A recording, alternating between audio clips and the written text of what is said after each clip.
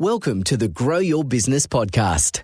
Listen in as we discuss all things business, growth and marketing with business owners, thought leaders and entrepreneurs. And now, here's your host, founder of Roundhouse, the creative agency, Saul Edmonds. Hi everyone and welcome to the Grow Your Business podcast. Today I'm speaking with Pieter de Viliiers around the topic, Cure the Cancer of 2-Minute Tasks. Pieter, how are you? I'm very well, mate. How are you? I'm excellent now that I'm talking to you. Thanks so much for coming on. No, thank you. It's happy to be here. Yeah. So this is when first suggested that the topic, I was really intrigued. So we'll find out a little bit more about all of that, but the topic itself says a lot, but also poses a lot of questions too. For me, so I'm really interested in finding out more. But before we get into that, for everybody listening that's never met you, or me for that matter, would you like to tell everyone, just give everyone a bit of a brief overview of who you are, what you do, your business? Anything else you'd like to add? Yeah, certainly. So, sort of from the more personal perspective, born and raised in South Africa, now living in the UK for the last coming up for 23 years, I think it is, and married to Sophie, a couple of girls, Emily and Olivia, 8 and 10. They keep me busy enough. Had several different businesses over time. My first business I was a qualified electrician, did electrical contracting, ended up doing home automation before Amazon Alexa or any of those things, those smart things came along, when home automation was a lot harder to do. But then ended up in software and the automation space from that perspective, and more business automation. That side of things. So I'm co-founder and CEO of a company called Macanta, and we have a no-code platform product which allows you to automate and build business processes and systems automation, and almost as a side effect, it also allows you to then build a custom CRM for your business that's completely malleable. And as your business grows, rather than switching from one tool to another, you're able to just extend it and expand it as your needs change. So I sort of whistle stop where I am. That's interesting, the way you said it. And it's either the way you said it that led me to this question, or I just misinterpreted it, because when I read about it, say, on your website, the first thing that I saw was CRM. And I guess when you look at a lot of different CRMs these days, from my perspective anyway, is that, or the one that I use, or different ones that I've done trials of, etc., like the CRM comes first and then the automation component of it comes afterwards. But am I right in assuming that when just the way you said it, did your original thinking about it come with the automated side of it first, and then the CRM sort of second, Yeah. So our product started life actually as an add-on, a plug-in add-on to Infusionsoft, right? Which is a very popular CRM and marketing automation tool, and we spent a lot of time using Infusionsoft for something it wasn't made to do, and that's for the business process automation. So the way that we look at it is we're very focused on automating the business of your business, not the marketing of your business. So once the marketing's working and the leads come in, how can you optimize the internals of the business then? So we started from that perspective, and it's always been automation driven, and then the CRM side is built on the side of that. Because what we find a lot is, if you off-the-shelf CRM, some of them are extremely extremely good, but you're still in a scenario where you're trying to fit your business into someone else's piece of software and what they think about how a business should be run, rather than saying, well, this is my business. Can I build a CRM around it? Because these are our requirements. So that's sort of our approach to it. Yeah.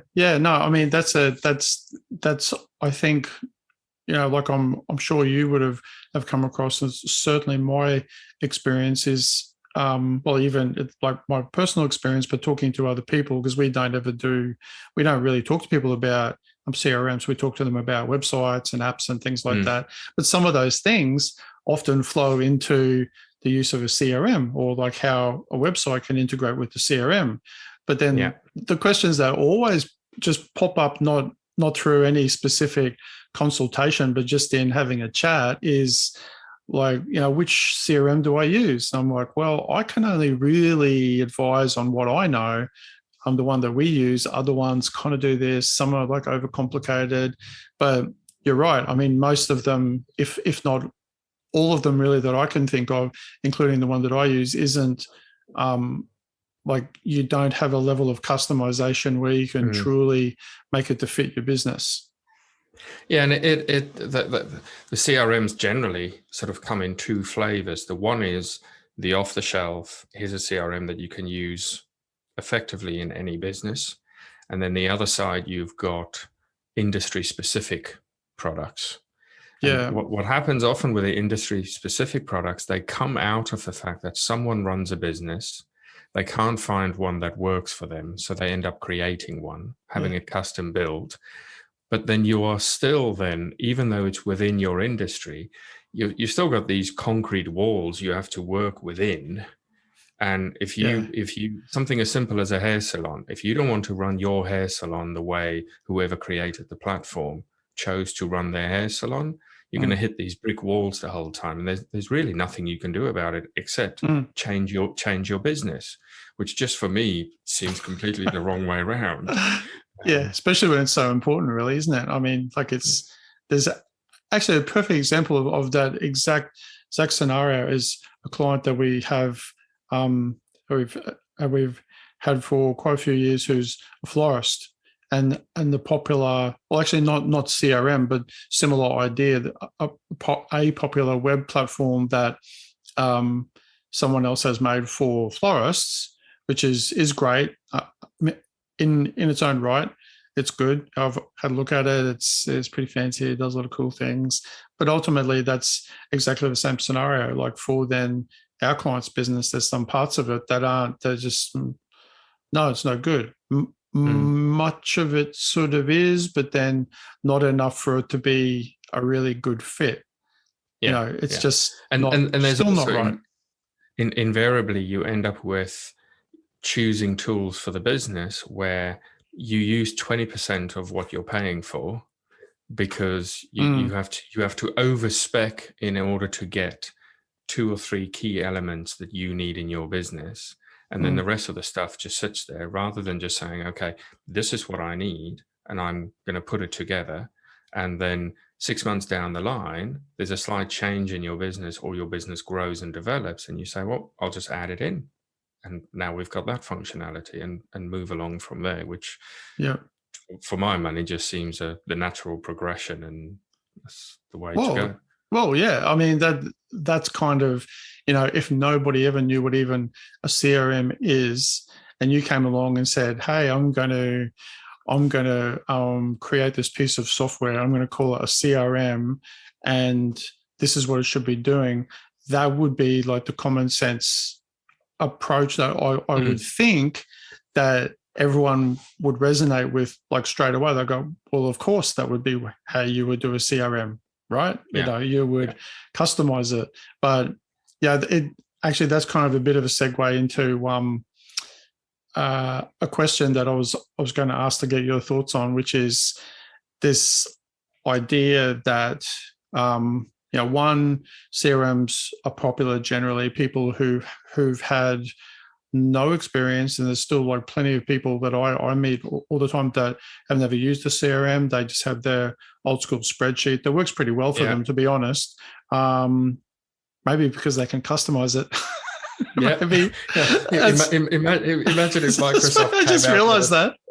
Yeah, if Microsoft came out with a spreadsheet that had fixed columns with headings and everything, and said, Yeah. "No, this is what a spreadsheet is, and you've got to work within these columns." Be like a revolution. People would be, get out of here, get out of town. Here's your stupid spreadsheet. Yeah, there's like that you can't use. People would be like, that's like, everything. That's so funny. And just as I was saying that, I just had the realization. It'd be like, that's kind of what. I mean, obviously, isn't your product is obviously is the spreadsheet, but it's that idea of giving people options. But the point I was going to make was that then when you give them too many options, I just wanted to get your thoughts about this idea that I've come across all the time, is that then it just becomes too much work. It's just like you have, I won't name names, otherwise the CRM police will come after me. But like, I'm not going to name any like brand names. They'll be like a knock on my door down with a SWAT team. But they'll, CRM X is, it's just got too many plugins and too much functionality. And whilst in one respect, if you look through them, it's like it's probably like jam-packed full of all this functionality, but it's just too much. It's just too much to look at. It's too much to absorb, and it's too overwhelming for people to even kind of get their head around and go, how do I even start using it? Yeah, and I think what happens a lot in those scenarios, because for us, our system, once you've got it configured, it's really simple to use because it matches your business. You're completely familiar with what all the data points are, what everything does, because it matches your business and the structure and the process flow of your business. Now, there is an element of complication because you have to configure it. But the reality is, once you know how to configure a field on the interface, well, whether you configure 1, 10, or 100, you now know how to do it. Whereas I think the difference is with getting something that's really powerful and complex, but off the shelf, is because you didn't piece it together and because it doesn't accurately reflect your business, you're having to go and hunt for things and find out, well, one, does it do what I need it to do? Does it do what I think it does? Or, well, here's this thing. What does it actually do? If I click here, if I go and do this, what's actually going to happen? Whereas if you go through the process of actually configuring a system that matches your business to begin with, it's an awful lot easier to then get buy-in from your team because they already know your business. So now it's just a software interface interpretation of what they do every day anyway. I guess you've got a level of then ownership over it then too. Like when that level of like it's always really empowering, like even for people who kind of have a real head start in technology, or they, have done a bit of coding or whatever, and they have more of an understanding of concepts. Like even with those people, I mean, let alone people who aren't as familiar with that, that sort of language or certain concepts, it's like super empowering to, just to get your head around something and then take a bit of ownership and go, oh yeah, now I'm completely across this and I can explain it to my team or my like BDM or my salesperson or whoever, once you've, instead of just coming across brick walls the whole time, can be it's very frustrating. And also there's the sort of task switching cost and of people trying to use a system that doesn't quite reflect the job they're trying to do, where we found with a lot of platforms, you end up putting something together and then you spend a lot of time training your staff on which parts of the system to ignore because you're not using it. You can't remove it from the screen. You can't make it go away, but you have to say to the team, yes, no, don't worry about that. That's kind of risky though, isn't it? Yeah, because people want to click and find out what's here. Yeah. People love clicking and love deleting things, and like, they just do. It's just I don't know. I don't think it's just problematic people. I think it's all people. People just go, oh, what's that? They're just like, oh, that's interesting. Curiosity. That doesn't look like it's important. I'll just delete it. Oh, the database is gone. Oh, well. Yeah. Oops. I've had that happen, by the way. And it's also, it's the kind of thing that we focus on, because regardless of how big or small your business is, the different people in the business are trying to do different things in order to get their job done and need different pieces of information for it. So what we allow you to do is set up these user profiles so that if I log in and this is my job role, there's certain things that's front and center on the interface for me because it's what I need to do my job. When you log in, you see a slightly different interface because you see the things that's important for your job role. And then if there's a more senior manager level, they can log in and see both sides. Sounds pretty good to me. That makes rather than just here's everything for everyone, we don't know or care what your role in the business is. Yeah. Well, it's where, it's kind of the thing that we, like in our own business, we think about a lot originally from the design, like the user interface and user experience side of things when we're doing, a web app or an app, especially is that how, like, who's the end user, like, and then, it's even more complicated. It's like triple, quadruple fold when, you're doing a CRM, because you have to do it in such a way that it's more modular and you can bring things and you can, customize it, for all those different sorts of users, but not, but in such a way that it's easy to be modular and user friendly. But it's that thing about, I think this is right. I haven't come to 100% conclusion whether this statement is really right or not, but I think it is about, sort of saying, generally things that are simple are generally always best. Not simple as in not doing, a task, giving it the right amount of complexity, but from probably a design perspective, I'm talking about, because things that are simple don't necessarily just mean exactly that word. They mean that it's easy and simple to do what, like, the technology is there to help you to do, whether that's, I think it's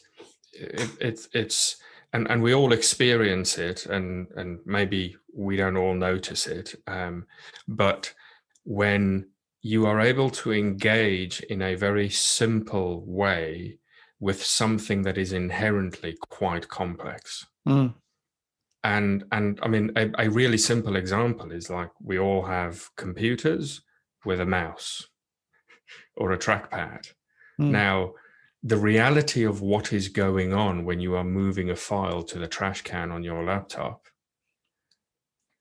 the complexity that's actually behind that, the vast majority of people never need to understand. But the engagement with what they're able to do is so simple that it's very quick and easy to learn. Okay, this is how I do this. This is how I do that. And I think from that perspective, I think your statement is true, that if you can simplify that thing, you give the user a lot more power, because they don't have to wade through all the complexity that's actually hidden behind it. It's the same as driving a car.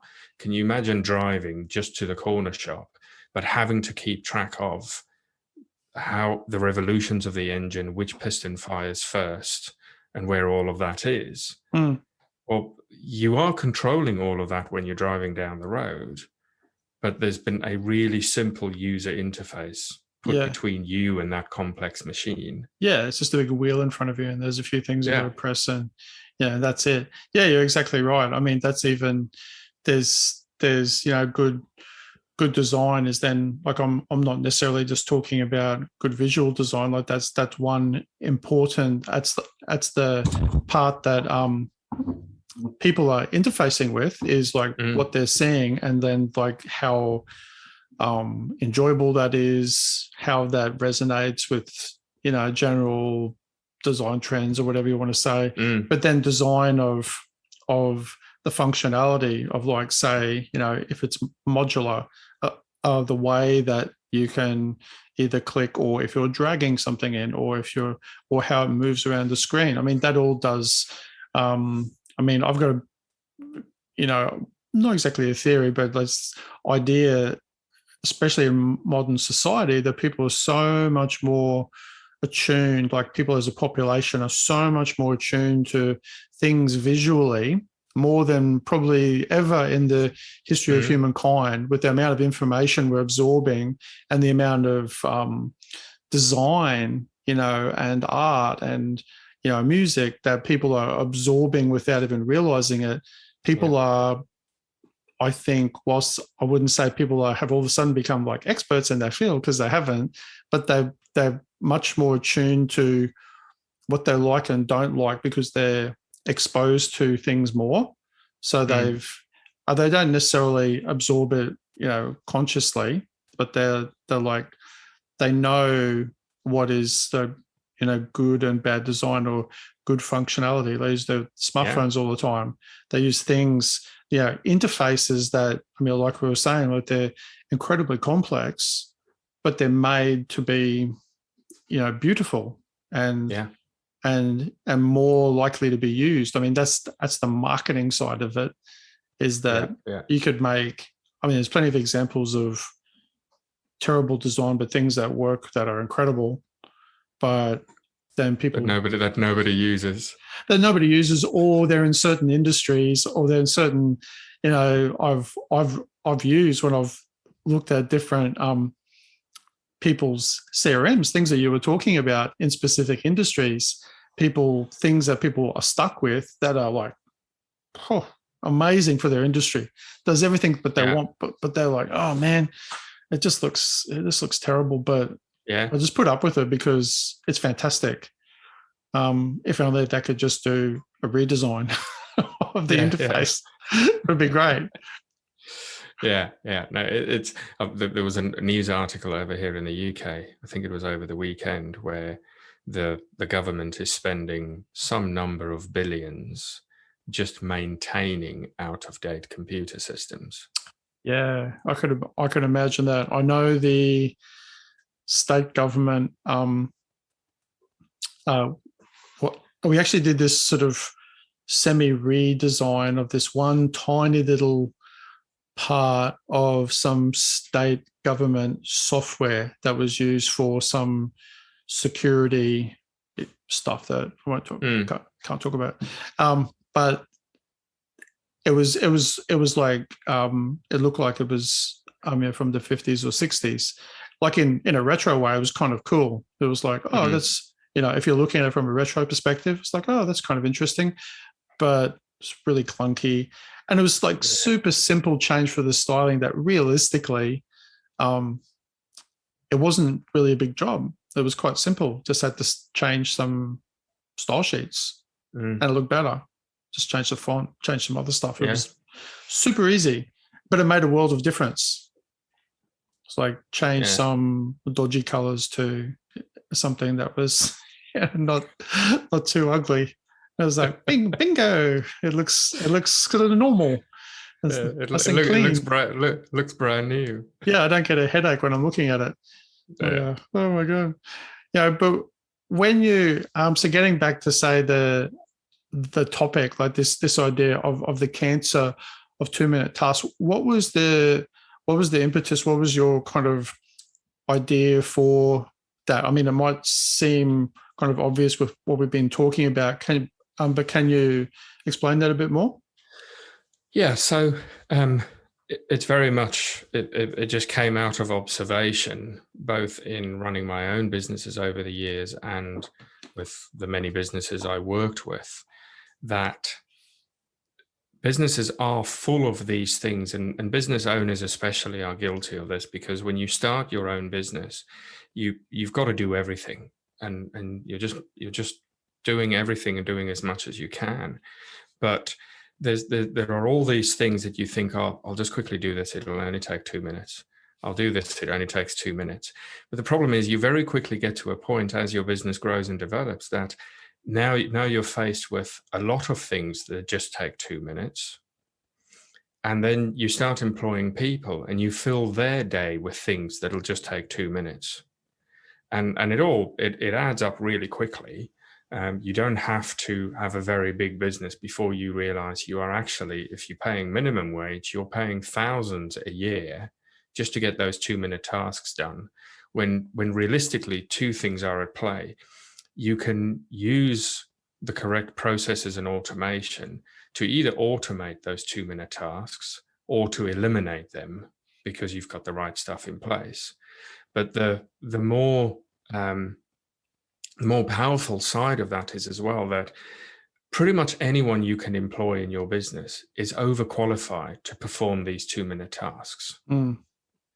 But you fill their days with it. And the way I look at it is we all, and it's not just transactional, because we employ people and we still want people to enjoy their work and do that, but we all have to deliver on the exchange.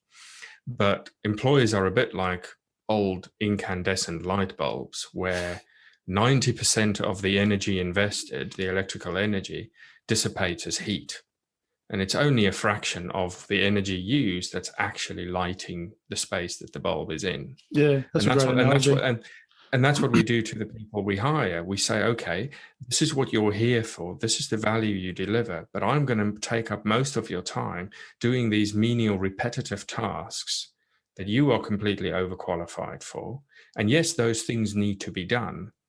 But through the use of the right tools and automation, I can actually free up my staff members to deliver their highest value, either to my business or to the end user, the customer, rather than everyone spending their time doing these little tasks here, there, and everywhere, which, yes, they need to be done in order to get the process to flow, but they don't actually deliver value to anyone. Yeah, that's so true. I mean, I'm sure, me included, I'm sure every business owner is probably, yes, nodding. Yes, I agree. That does happen. Yeah, it is. Yeah, it's really true. It's really true, and it's also especially true that at the start, it doesn't seem like, say in the early days, it doesn't seem like a big deal. It's like when you've only got a smaller amount of jobs on, like you open your business, and you've got a little bit of work, and you can do it. And then you can sort of just get it done, but you can't get other things done. They need some help. And then, those things very quickly, you kind of stay sometimes, I guess, in the same frame of mind as the early days. You just go, it's the 2-minute task.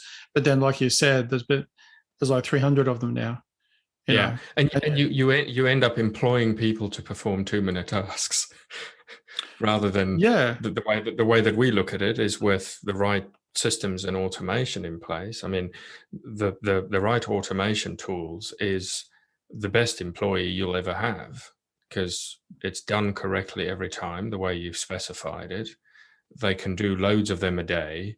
They don't take holidays. They're never ill. It just keeps running. And I say that slightly in jest, because it's not that we don't look at our employees and say, now, if only you could never take a holiday and never be sick. Sounds like communism. Like yeah, we understand that we're dealing with human beings, but if we can take away the background noise of a business by automating all those tasks, it just everyone who's then working in the business can focus on things of real value and that actually make a difference.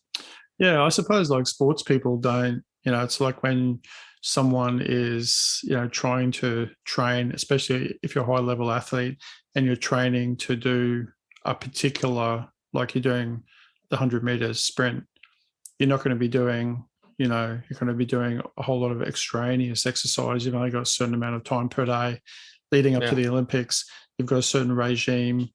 You put your energy into that, and anything else, to any common sense person, would be like, well, of course that makes sense. Like, why would they be doing that? They've got to reach this goal, but really it shouldn't be any different, I guess, for any of us, because, to make our time, because everyone's time is valuable. Like the old adage, I'm sure, I don't know who said time is money. I'm sure it was some very smart person, or very wealthy person, or both. but it's true. It is true. Like you, so when you're if someone said to you, I mean, you've kind of answered this a little bit already, but maybe there's like a different sort of spin you can put on it. If someone said to you, Peter, what is and you may have had this question in the past too, so sorry in advance, is that what's the difference between like your CRM and like all the big boys out there, like all the popular ones? Do you get that question a lot? Yes. So there are lots of things that's similar. I mean, we have email automation and the things there's sort of table stakes that needs to be in the product. But from our perspective, it's very much a case of it is modular. So it sounds strange as a software tool, but when you first log into Macanta after signing up, it won't do anything for you. Yeah. Because you have to tell it what your business is like, because we don't assume what your business is like. We've got some templates you can use to get going, but generally it's like, well, what is your business? And the way we look at it is, for us, is Macanta is a box of Lego. It's a box of Lego blocks, and then it's entirely up to you. Do you want to build a square house with a flat roof out of it, or do you want to build Starship Enterprise? It's the same modular Lego blocks, but you build what you need. But also you have the ability to say, well, today what I need is the square house with a flat roof. And over time, you can add pieces, take pieces away, amend it. And 2 years down the line, you've got Starship Enterprise, because that is now what your business needs. But you haven't, along the way, it's been a progression, because what happens a lot is as people's businesses grow and change, they end up switching from one CRM to another. And then it's the whole pain of, well, actually, the data model over here doesn't match the data model over there. And how do I get this across? And you got to export everything and import it. Yeah, and you go through that exercise every 3 years or something, depending on what's going on in the business, rather than every week being able to say, well, we now need this, let's just add it. And we now don't need that, let's take it away, and build it that way. And that's the biggest difference from a sort of just standard, this is how it works perspective. The other element that's really strong for us is CRMs tend to be contact centric. So it's all about John Smith comes into the CRM. I know who John Smith is. John Smith goes through a campaign and sends some emails and different bits and pieces. What we have is two aspects to that. Yes, the contacts are there, but the real data model that matches your business is what we call data objects, which I'll use real estate as an example, just because we all understand. Just like on your website. Yes, everyone understands the idea of selling a house. So it's the house that's being sold. If I sell the house, I'm going through a part of the process of selling the house. But what's really going through the estate agent process is the property. My relationship to that property is that I'm the vendor. Your relationship might be that you've come to view the property. There is an agent who has a relationship to the property. And then depending on what status that property is in, we can send communication and automation and information and everything based on those different relationships. So it's having that data objects that are in and of themselves an entity in the system, and then the contacts in the system can have a relationship, which then obviously opens up the opportunity that one person can have a relationship to many objects, and one object can have many contacts with a relationship to it. That just gives you more of a 360 view of what's actually going on here, rather than it being John Smith works at this company, this is an opportunity, and I'm the sales agent, and then that's it. But then as soon as, because they're marketing centric, really, aren't they? Yeah. They've become marketing centric. Yeah. I mean, I was going to actually say, but since we're talking about that too, I was actually just going to say too that I really liked on your website, the manner in which you kind of explained data objects and you compared them, like you just did then, in context with that particular industry, because it gives people, I think, because one of the things that I have, I've kind of come across different systems or things that, I'm possibly a bit more tech savvy, so I sort of understand concepts and terms. But for other people who don't, I found it was like a really good way for you to duly kind of educate people a little bit about terminology that is used in that tech sort of space, plus comparing it to things that everyone can relate to, because then it's a good kind of bridge to start to get people to understand that when they come in, what these things mean. Like that's a sort of a given, like an obvious thing that you need to do, but it was explained well. It was explained in a easy to understand sort of way, because you kind of, there's that thing too of like, there's no technology that just magically, like you think something in your mind and the thoughts are transferred like into the computer and then it just happens. I mean, that possibly it'll happen in the future, but that's what a lot of people, I mean, I know people don't actually think that, but sometimes I think they do. They want things just to happen, but there's still always a certain amount of hard work you got to put in. Yeah. And like in yours, I wasn't there during your design process and everything, but I would imagine if I was to put myself in your place, there would have been that real sort of challenge of like, how do you make it easy to understand, but it's reasonably complex, because then you're starting from scratch and you're asking people to, that they've got to build this thing, but you obviously still have starting points for them, have like, a template that might resonate with their business, and then they can customize that. Yeah. But still, I would imagine that would have been quite a challenge, like at the get-go. I mean, when you were beginning. And it's obviously it's an ongoing challenge, but it's one of the aspects of my job and with the team that I really enjoy is if a customer comes to us and says, "Can you make it do X?" We can never answer that with just making it do what they've asked for. We always have to go back to first principle and say, okay, what are the Lego blocks that'll allow them to do what they want to do, but will allow every other customer to do their version of that same thing. You've always still have to, it's always in context of everyone else. Yeah, but it's always for us in context of, okay, if we're going to make this thing work, what are the Lego blocks required to make it possible? And that's an aspect of my job that I really enjoy doing, because it's almost the easy answer is to just hard code a new functionality and say, well, there you go, now it does it, rather than say, well, okay, let's take a step back and how can we make it more flexible and therefore more powerful to more people?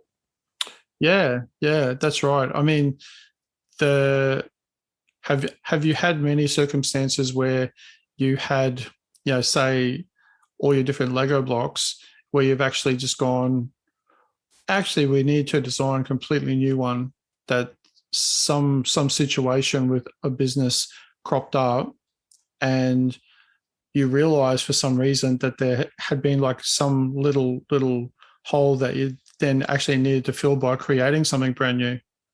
Yeah, so these things do happen actually more frequently than you might think, and it's the advantage of having such a varied customer base that the questions that come at us, and that's I mean, every feature and function in Macanta has come about that way. None of it was designed in a dark room where we all just sit and think, oh, this might be a good idea. It's all driven by a long time. It'll take a long time if you're doing it like that. And it'll be rubbish because you'll be making it up. It won't be in context of any real business or requirement. So it's from that perspective. But so, for instance, one thing is that's a recent thing that we did, which is in-app notifications. Now, in-app notifications in and of themselves it's not a complex technology. It's been around for long enough, and with browser technology as it is, it's an easy thing to do. But we have to make sure, well, we don't know when you're going to want to create a notification, and for who are you going to want to create it? What kind of user, under what circumstances? So for us, in-app notifications became a new Lego block that you can now, at anywhere in the process, you can then say, and all these things again brings the relationship into play, where it says, okay, if the data set meets this criteria of that object, create an in-app notification for the user who has this relationship to that object. So that if there are 5 people with a relationship to a specific object, only one of them gets the notification based on their specific relationship to it. That sounds pretty unique. Are there many other systems or CRMs that allow people to do that? Because I don't. Because that sounds pretty. That's like with our knowledge building apps ourselves too. That sounds like a pretty cool thing to let somebody just, add themselves. Yeah, and it's the same with adding task management. You've got the same ability. Tasks is another Lego block where you then say, okay, when this happens, create a task for this, either for a specific user or for the user who has a particular relationship to the object that's driving the automation in that instance. And what it allows you to do is you build the process once, saying, let's go back to the real estate example. If an offer is accepted on a property, create a task for the agent to notify the owner, or to call the vendor, or whatever it needs to be. Now, I only build that once. Whether I've got 3 agents or 300 agents, the job is done, because no matter how my business grows, in that scenario, whichever agent has the relationship of sales agent to that property creates the task. And that's why the combination of the Lego blocks and these relationship, the intelligence around the relationship, gives you that power in the business, because you can then clearly specify. And the way the automation for us works, we try and keep it really simple. It's and you might be familiar with the term, but it's true if this then that.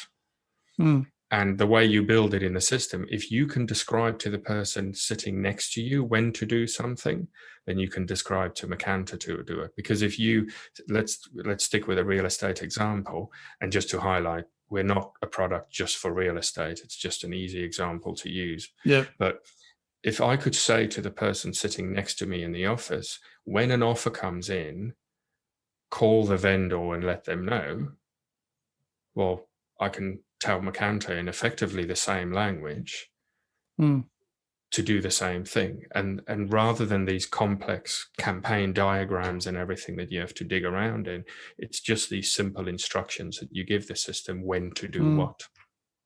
I mean, saying it like that, when you're saying it like that, is once again, that's like a really easy to understand way, because it's the same language that somebody, an employer or somebody else in a business, is asking.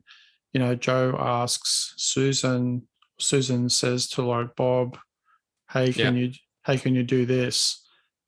It's really the same thing, except then it's just being done, in app. It's just being sorted out. But when you think about it, I guess in the more human terms, not in terms that, well, especially some people find annoying when you use, anything vaguely sort of technical. People get angry often. They're like, what are you doing? Just use like human terms. It's just like if you're asking so-and-so to do this, then which it is. I mean, it's the same idea. It's just like you're asking something to do something when something else happens. Yeah. It's like when Joe comes in, like after lunch, I'm going to tell him to go out to put the sign up on the property if he's a real estate agent. Yeah. Which he may not be. Yeah, Also, by the way. but that's the way we approach it, and try and the advantage you have there is because we're not using really heavy technical terms, the structure makes sense in anyone's business. Yeah. Because if we can take that same structure, and let's say we're now running a cleaning business, we can just say, when the cleaners have finished at the property, send an email to the homeowner to let them know. And then all that needs to happen is whenever, because you've got mobile apps for this as well, whenever the cleaners leave a property, they mark that property as cleaned, and that tells the system, okay, cleaners have left, email the owner. And we can all understand that, rather than saying to the cleaner, remember when you leave the property to email the owner. You just tell the system to do it, which means the cleaner all they have to do is do their part, and then everything else goes ding, ding, ding, ding. Yeah, and they move on to the next property, and away they go.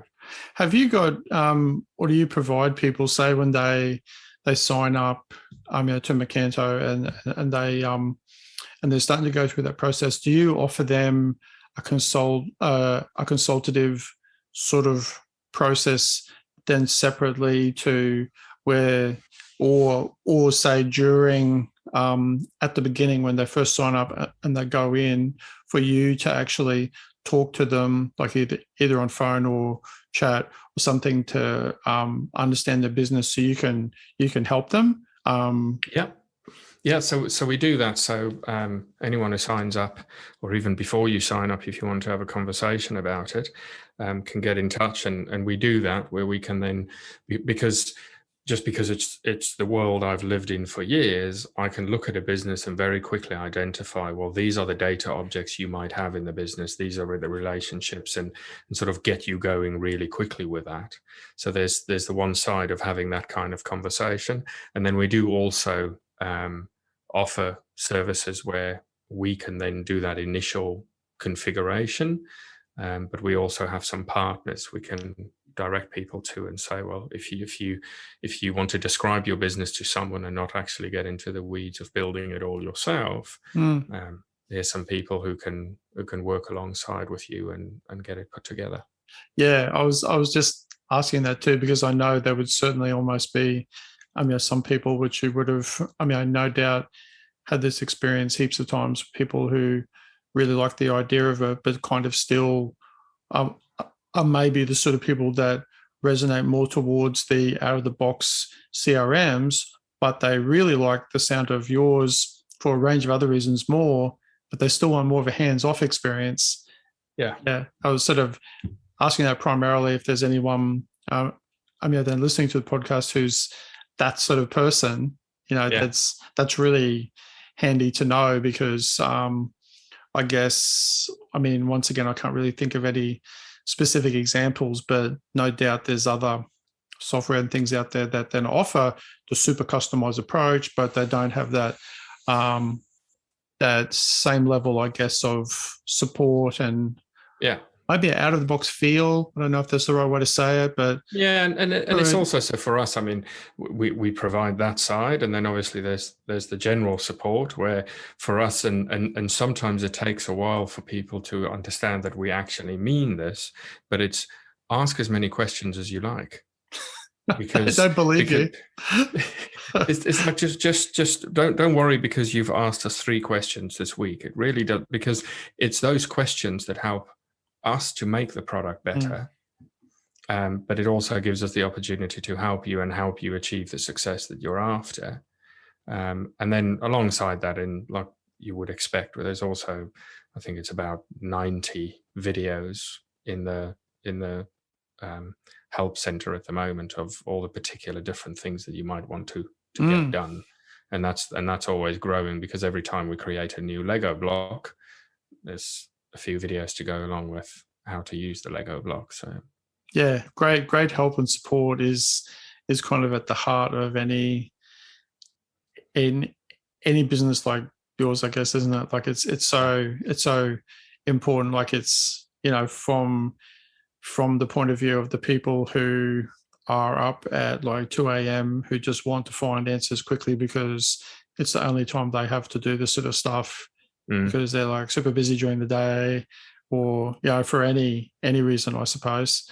I wanted to ask you too, because I saw this as we're getting towards the end of the podcast, but like just as on the tail end of it, I was interested to note on your I think it was your brother's podcast. Was that correct?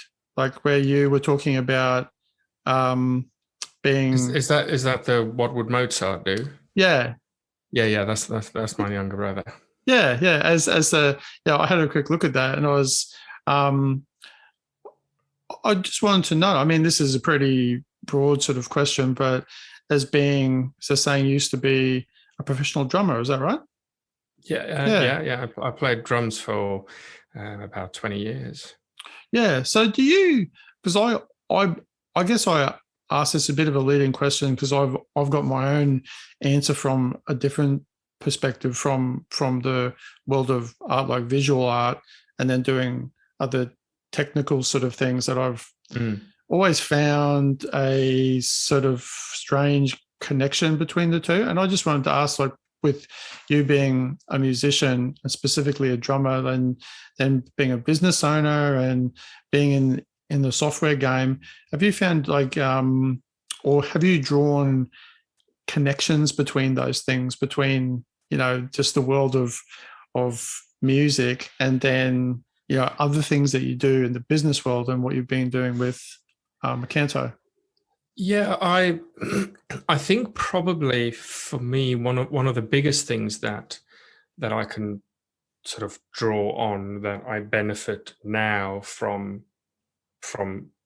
a previous life to a certain extent is because I started going to music college when I was 6 or 7, started playing classical music and then eventually ended up doing drums and Latin percussion. But for a long time I did percussion in the symphony orchestra and everything as well. So it's that 4 or 5 piece band on the one side and being part of a 60-piece orchestra on the other side, and it's which is quite an interesting perspective. But I think one of the most valuable things I got from that I can apply now is being quite comfortable with failing and getting things wrong, because it's something you have to accept really quickly when you're learning a musical instrument, because once you start, you are guaranteed to be rubbish when you begin. There's no way around it. It's extremely frustrating in the beginning because there is no way for you to not be rubbish at it. And then you get better and better, but it's then, and I think this is more so from a rehearsal perspective rather than a performance perspective, is the ability to go hour after hour trying to get it better, rather than feeling, well, it's not better and it's not going to get better and it's rubbish and therefore I'm rubbish. Yeah. Because I've just spent so many hours as a child growing up, both in the classical and then more in the rock and the jazz side of things, spending hours trying to get this thing to be better. Yeah, often some tiny little thing, that's some tiny little piece that you just can't quite get right. And also having to do that in some respect, especially on the classical side, you're having to do it publicly, because you'll be sitting in the rehearsal studio on stage with 60 other people, and the conductor will stop and get you to almost in front of everyone practice your little piece to make sure it's right, which is a strange environment to be in, but it's just given me an ease when it comes to trying things and being quite not happy, but being comfortable with, okay, that didn't work, how can we make it better and how can we make it work, rather than being so risk averse and so afraid of getting it wrong that you don't even try in the first place. Yeah, so true. I mean, that's what and like I said, it was a little bit of a leading question because I feel very much the same, and I actually kind of feel the same about the sport and business too. It's very much the same thing. Like you're guaranteed, unless you're probably just for some reason more naturally gifted in a certain area and you get a bit of a head start. But even then, it's only a head start. And that can sometimes actually be not great too, because like just sheer persistence in anything, just giving something a go, but then keeping at it is always, I mean, that's like the cornerstone of, well, you could argue just about anything really, but yeah, I can certainly, you know, with doing art or doing any sort of creative endeavor, there's a certain, you know, for some people, a certain flair, which you could argue comes from just loving it, or it's there naturally, or a combination of both. But then there's like a very big skill component. You just got to practice stuff.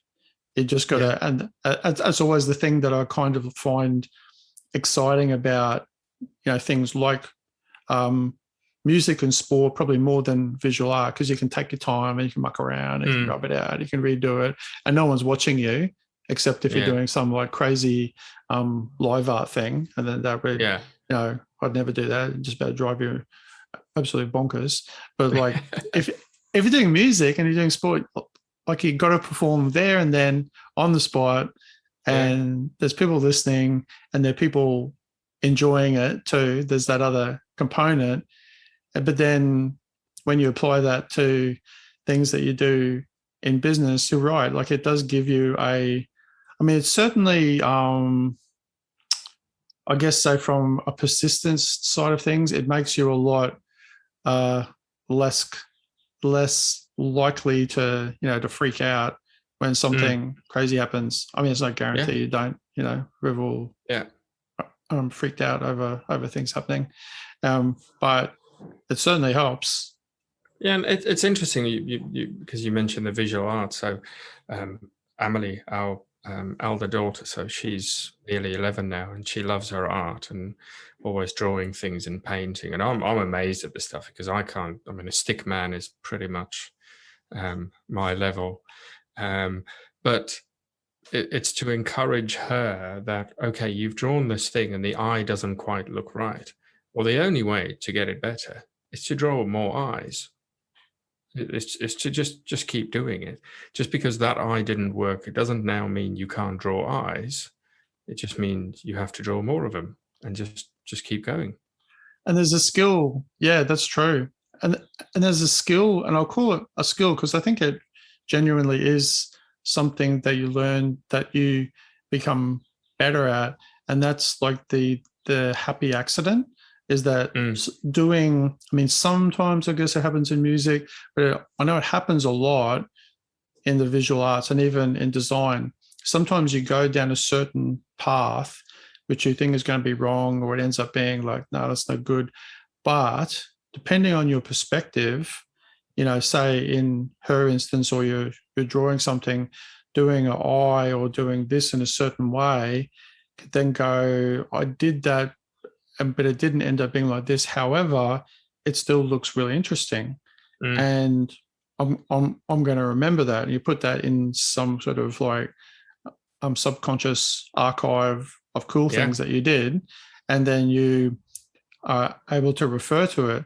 But if you're open, like that sort of skill of, I guess, being open to go down a journey and not be too hung up by it, like I mean, it's certainly no guarantee that it's going to work out well. A lot of the happy accidents are terrible. They're crap, you know, but you're not going to know until you try. Yeah. And you do it. Well, it's a friend of mine always expresses this from the perspective of asking a girl out on a date. And if you're worried about, should you ask her, should you not? Well, if you don't ask her, you've already secured the no. That's right, yeah. So the worst that can happen is that you end up in exactly the same position you are now, maybe with a slightly bruised ego, but essentially you're in the same position. So just go and take the chance. Or you might be, yeah. I mean, not to assume anything, right? Yeah, but it's the same with anything that you want to try. It's like, well, the worst that can happen is seldom bad. Mm. We come up with things that might be, but most of the time it's not that bad. And then you just say, well, okay, if I go and try, the worst that happens, I mean, if I go and, let's say we go back to art, if I try and do this painting, if it doesn't work, well, I paint something else. Mm. And it's trying to instill that rather than, well, I tried this, it didn't work, it's this massive failure, because most of the time it simply isn't. Yeah. Or in your frustration, you rub over the painting, and for an instance, you see something that looks, wow, that looks really cool, and you would never have come to that point unless you'd been frustrated. So you have to. There's the journey is like, like I said, it's seldom really that bad, but it's like definitely always interesting. That's for sure. Yeah. And I mean, I didn't intend for that to sound like the end of the podcast, but it did. It did sound like some sort of really good wind-up sort of quote, didn't it? I believe me, I didn't do that on purpose.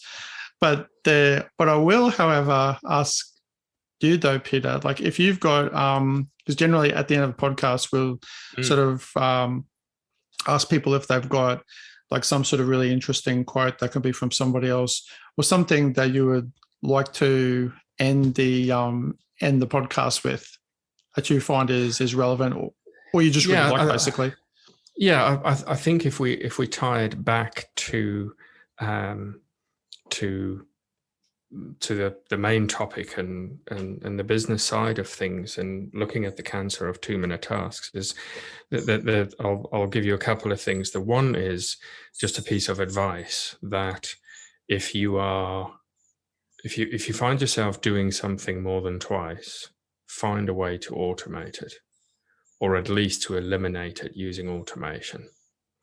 And because it has a snowball effect. You start doing one, and then the next, and then the next, and you start seeing the power of it. And then it's like your eyes open up and you start seeing all these things that you can eliminate or automate and free up more time.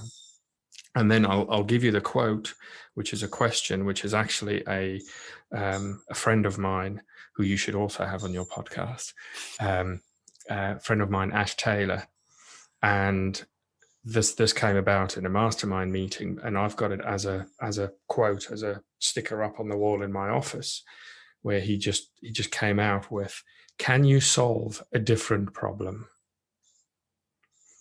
And it's up on the wall because oftentimes we're trying to solve something and we're so caught up in the details of this thing that we're trying to solve that we miss the fact that if we just solve this thing over here, this becomes the original problem becomes completely irrelevant, rather than being so focused on the thing that's immediately in front of us that we're trying to fix.